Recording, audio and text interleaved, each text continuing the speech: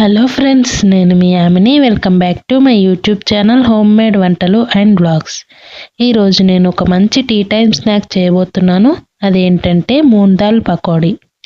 ఈ రైనీ సీజన్లో పిల్లలు స్కూల్ నుంచి ఇంటికి వచ్చేసరికి ఇలాంటి స్నాక్స్ చేసి పెట్టండి. పిల్లలు పెద్దలు చాలా ఇష్టంగా తింటారు.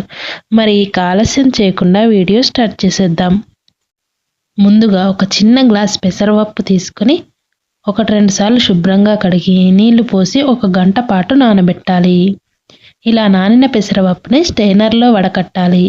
ఇప్పుడు ఒక మిక్సీ జార్లో 1 స్పూన్ జీలకర్ర, 1 స్పూన్ ధనియాలు, 5-6 పచ్చిమిర్చి, అల్లం ముక్కలు వేసి ఇలా కచ్చా పచ్చిగా గ్రైండ్ చేసుకోవాలి.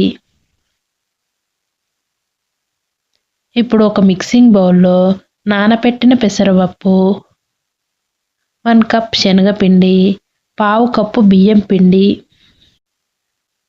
గ్రైండ్ చేసిన పచ్చిమిర్చి పేస్ట్, సన్నగా తరిగిన కొత్తిమీర, కరివేపాకు, రుచికి సరిపడా సాల్ట్, మీ టేస్ట్కి తగ్గట్టు కారం, 1/2 టీ స్పూన్ పసుపు వేసి వీటన్నింటినీ ఒకసారి బాగా కలపాలి.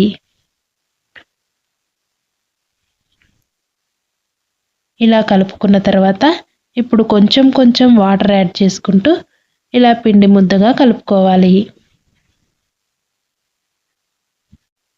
ఇప్పుడు డీప్ ఫ్రైకి ఆయిల్ పెట్టి ఆయిల్ హీట్ అయ్యాక మనం కలిపి పెట్టుకున్న ఈ పిండిని పకోడీలాగా వేసుకోవాలి.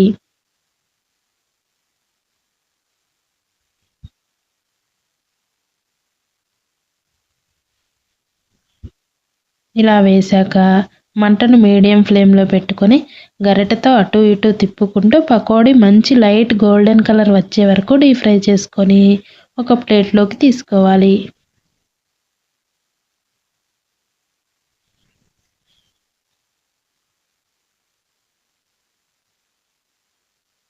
మిగిలిన పిండిని కూడా ఇలానే వేసుకుంటే పిల్లలకు పెద్దలకు పెట్టడానికి వేడివేడిగా మూంగ్ దాల్ పకోడీ రెడీ అయినట్లే.